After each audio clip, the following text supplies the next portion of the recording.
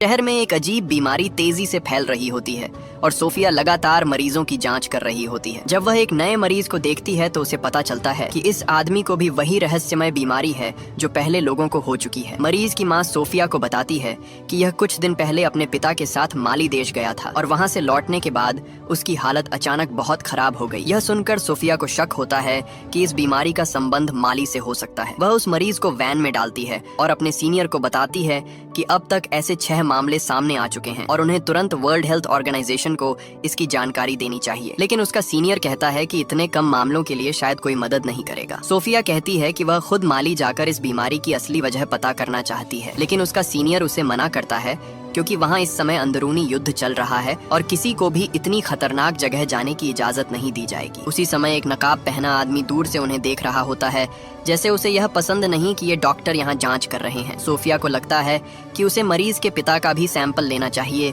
क्योंकि वह भी माली गया था। सोफिया उस लाइट हाउस की तरफ जाती है जहाँ वह आदमी काम करता था। वहाँ जाकर उसे पता चलता है कि वह भी उसी बीमारी का शिकार हो चुका है और अब मर चुका है। सोफिया चुपचाप उसका सैंपल लेती है और वहाँ से निकल जाती है। उसी समय पास में एक आदमी नाव चला रहा होता है। अचानक वही नकाब वाला आदमी सोफिया पर हमला कर देता है, लेकिन नाव वाला आदमी बीच में आकर सोफिया को बचा लेता है। उस झगड़े के दौरान नकाब वाला आदमी सोफिया का बैग छीनकर भाग जाता है। जब सोफिया को होश आता है तो वह नोमैड नाम के एक जहाज पर होती है। ये जहाज खजाने की खोज करने वालों का होता है। जिसने उसे बचाया था उसका नाम डग होता है और वही इस जहाज का कैप्टन होता है। डग पानी से बाहर आता है और उसके हाथ में एक बहुत कीमती मूर्ति होती है। डग बताता है कि वे लोग सीएसए जहाज को खोज रहे हैं, लेकिन अभी तक उन्हें कोई सुराग नहीं मिला है। तभी जहाज का मालिक अल्मोड़ा वहां आ जाता है और डग से कहता है कि वह खजाने को तैयार करे क्योंकि आज रात म्यूजियम में एक बड़ी पार्टी होने वाली है। डग वहां एक नाइजीरियन डीलर से मिलने जाता है। उसी पार्टी में वह कीमती मूर्ति दिखाई जाती है जो एक पुराने अफ्रीकन राजा की कब्र से मिली होती है। वहीं डग उस डीलर से मिलता है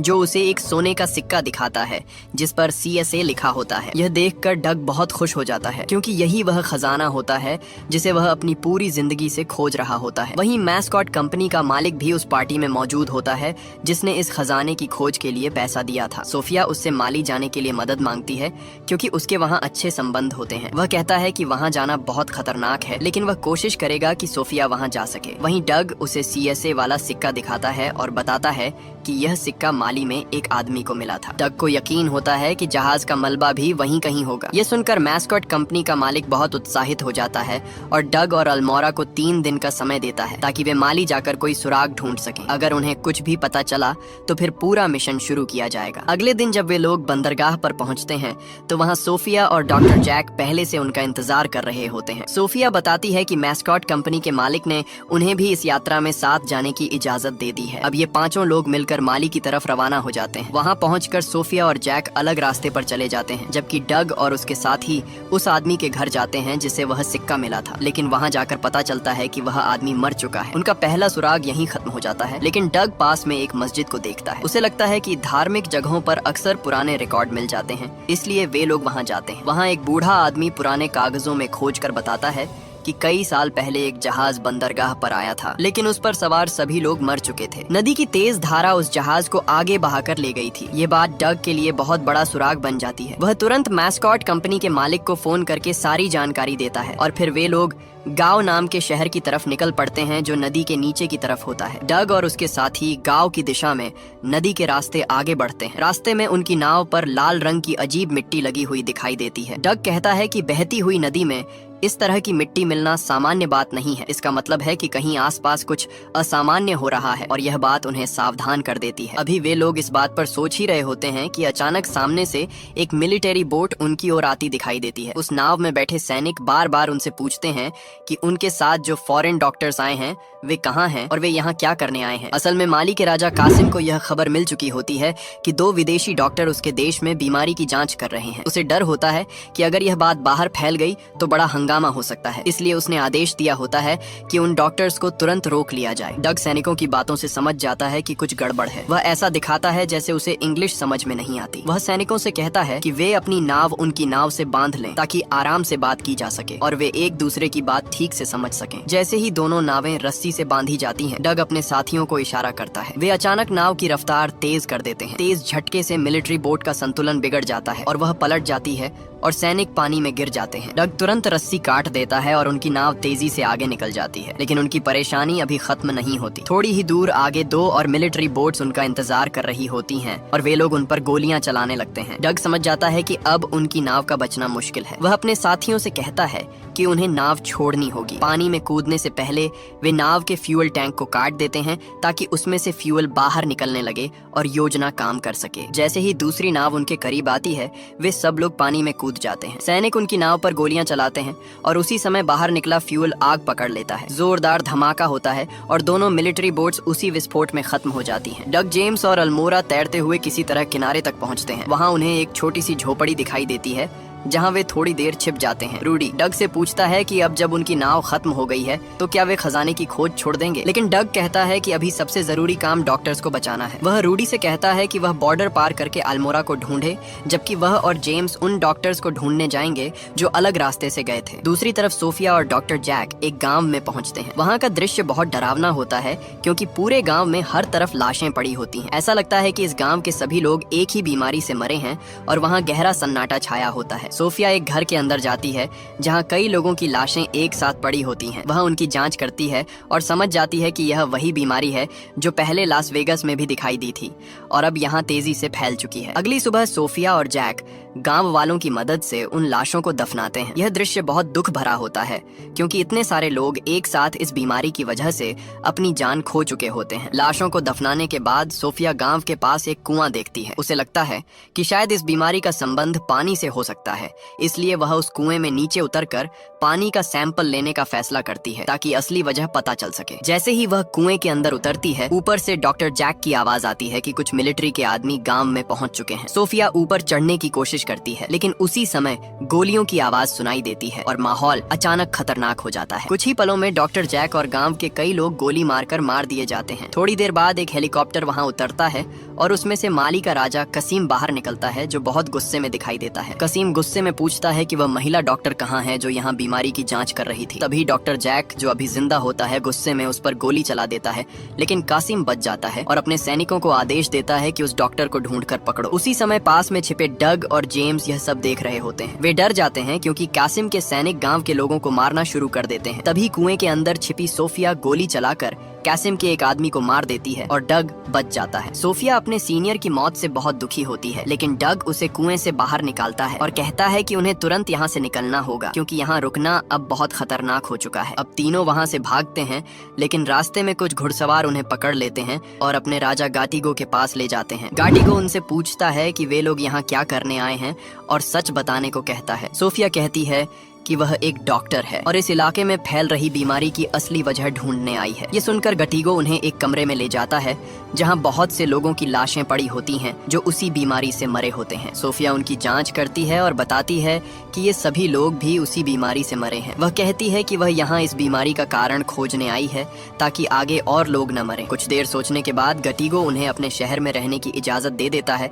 ताकि वे इस बीमारी की जाँच कर सकें और सच्चाई का पता लगा सकें। अब सोफिया वहाँ के पानी की जांच करती है और उसे पता चलता है कि इस जगह का पानी जहरीला हो चुका है और यह प्राकृतिक रूप से नहीं हो सकता। जरूर किसी ने जानबूझकर इस पानी में जहर मिलाया है। सोफिया यह बात गटीगो को बताती है और कहती है कि हमें पता लगाना होगा कि यह जहर पानी में कहां से आ रहा है। गटीगो भी सहमत होता है और कहता है कि वह इस काम में पूरी मदद करेगा ताकि उसके लोग सुरक्षित रह सकें। इसी बीच जेम्स वहां बच्चों के साथ फुटबॉल खेल रहा होता है। खेलते समय गेंद थोड़ी दूर चली जाती है और उसे लेने के लिए जेम्स एक अजीब सी जगह पर पहुंच जाता है जहां दीवारों पर पुराने पिक्चर बने हुए होते हैं। उन चित्रों में उस जहाज का भी जिक्र होता है जिसकी तलाश में वे यहाँ आए थे और इससे पता चलता है कि वह जहाज कहीं इसी सूखे रेगिस्तान के नीचे दबा हुआ है। जेम्स तुरंत सोफिया और डग को बुलाता है और उन्हें यह जगह दिखाता है। अब सोफिया, डग और जेम्स उस जगह को ध्यान से देखते हैं जहाँ दीवारों पर पुराने चित्र बने हुए होते हैं। उन चित्रों में साफ दिखाया गया होता है कि बहुत साल पहले यहाँ एक नदी बहती थी और उसी नदी के रास्ते एक जहाज यहाँ तक आया था। डग कहता है कि लगभग 200 साल पहले यहाँ पानी रहा होगा,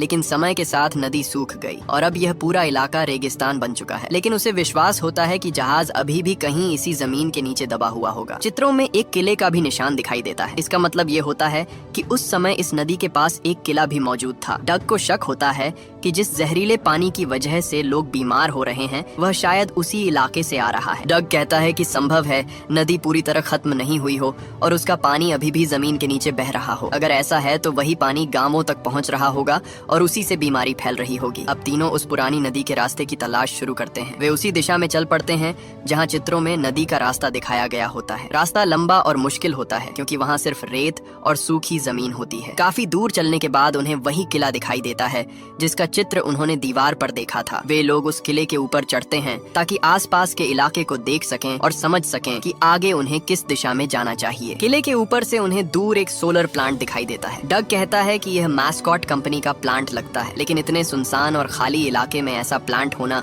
उन्हें बहुत अजीब लगता है। डग थोड़ी दूरी पर एक ट्रेन भी देखता है जो उसी प्लांट की तरफ जा रही होती है। तीनों धीरे धीरे उस ट्रेन की तरफ बढ़ते हैं ताकि बिना किसी को पता चले वे उसके अंदर जा सकें। मौका देखकर वे चुपचाप ट्रेन के अंदर घुस जाते हैं और उसके साथ प्लांट तक पहुंच जाते हैं। अंदर पहुंचने के बाद वे सावधानी से आगे बढ़ते हैं ताकि कोई उन्हें देख न सके। उधर दूसरी तरफ रूडी अब अल्मोरा के पास पहुंच चुका होता है। रूडी अपने कपड़ों पर वही लाल रंग की मिट्टी देखता है जो उन्हें माली में नाव पर भी मिली थी। वह उस मिट्टी का सैंपल जांच के लिए देता है। जब उसका रिजल्ट आता है और रूडी उसे अल्मोरा को दिखाता है तो वह देखकर हैरान रह जाता है। इधर सोफिया, जेम्स और डग प्लांट के अंदर जाते हैं और थोड़ी देर में उन्हें समझ आ जाता है कि यहाँ कुछ बहुत बड़ा और खतरनाक काम हो रहा है। वहाँ की तेज धूप की वजह से इस जगह का इस्तेमाल एक जहरीला और रेडियो एक्टिव केमिकल बनाने के लिए किया जा रहा होता है। सोफिया देखती है कि कुछ लोग बड़े बड़े कंटेनर नीचे जमीन के अंदर ले जा रहे हैं। यह देखकर तीनों चुपचाप उनका पीछा करते हैं ताकि पता चल सके कि वे कंटेनर्स कहाँ ले जाए जा रहे हैं। कुछ देर बाद एक बड़ा दरवाजा खुलता है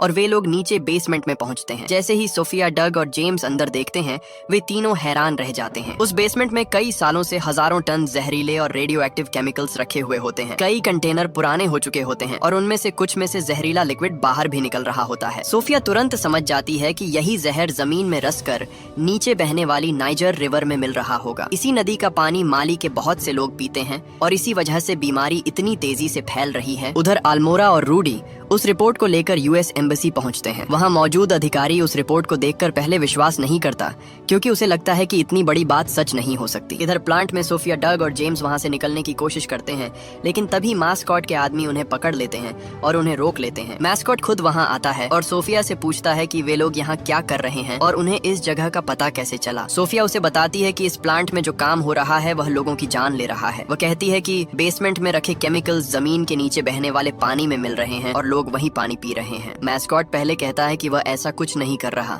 बल्कि वह तो इन जहरीले केमिकल्स को खत्म करने की कोशिश कर रहा है। लेकिन जब सोफिया उसे पूरी बात समझाती है तो वह भी डर जाता है और सोचने लगता है कि अगर यह सच हुआ तो बहुत बड़ा नुकसान हो सकता है। इसी बीच मैस्कॉट के आदमी डग और जेम्स को बांधकर कहीं ले जाने लगते हैं। डग अपनी समझदारी से एक सोने का सिक्का इस्तेमाल करता है और ट्रक का पिछला दरवाजा खोल देता है। दरवाजा खुलते ही ट्रक का संतुलन बिगड़ जाता है और डग और जेम्स अलग होकर वहां से निकलने में सफल हो जाते हैं। इसी समय मैस्कॉट माली के राजा कासिम से मिलने जाता है और उसे सोफिया की बात बताता है कि प्लांट की वजह से लोग बीमार हो रहे हैं। कासिम कहता है कि अगर मैस्कॉट को डर लग रहा है तो वह प्लांट बंद कर सकता है, लेकिन उसे हर महीने पैसा मिलता रहना चाहिए। उसे इस बात से कोई फर्क नहीं पड़ता कि लोग मर रहे हैं या नहीं। अब डग और जेम्स रेगिस्तान में भटक रहे होते हैं। उनके हाथ अभी भी ट्रक के दरवाजे से जंजीरों से बंधे होते हैं और वे उसी हालत में बहुत दूर तक चलते जाते हैं। काफी देर चलने के बाद वे थक जाते हैं और उम्मीद भी कम होने लगती है। तभी रास्ते में उन्हें एक टूटा हुआ प्लेन दिखाई देता है जो कभी यहाँ गिरकर टूट गया था। उस प्लेन के टायर अभी भी सही हालत में होते हैं। किसी तरह वे उस पर चढ़ते हैं और उसे रेत पर सरकाते हुए आगे बढ़ते हैं। कुछ देर बाद वे एक गांव तक पहुंच जाते हैं जहां उन्हें एक टेलीफोन मिल जाता है। इसलिए वे अल्मोरा को कॉल करते हैं और उसे पूरी कहानी बताते हैं। सोने का सिक्का बेचकर डग एक जीप खरीदता है। डग और जेम्स उस जीप को लेकर गाटिगो के पास जाते हैं और उसके लोगों से मदद मांगते हैं ताकि वे कासिम से मिलकर लड़ सकें। लेकिन गाटिगो के पास कासिम जितने आदमी नहीं होते हैं, उसके पास कासिम जैसे बड़े हथियार भी नहीं होते हैं। इसी वजह से गाटिगो लड़ने से मना कर देता है, लेकिन वह उन्हें अपनी कार दे देता है जो गोदो ने कासिम से खरीदी थी। उस कार को लेकर जेम्स और डग प्लांट तक पहुंचते हैं, लेकिन गेट पर उन्हें रोक लिया जाता है। दोनों गन्स की मदद से अंदर जाते हैं और मैस्कॉट को पता चल जाता है कि कोई अंदर आ गया है। इसके बाद वह तुरंत ऊपर वाले हिस्से में चला जाता है। जैसे ही डग और जेम्स अंदर जाते हैं, वे देखकर हैरान हो जाते हैं कि पूरा प्लांट खाली होता है। तब जेम्स कहता है कि शायद मैस्कॉट को यकीन हो गया है कि लोग उसी की वजह से मर रहे हैं और ये खबर अमेरिका तक पहुंच गई होगी, इसलिए वह इस प्लांट के सभी सबूत खत्म करना चाहता है। जेम्स जल्दी से नीचे जाता है ताकि वह एक्सप्लोसिव्स ढूंढ सके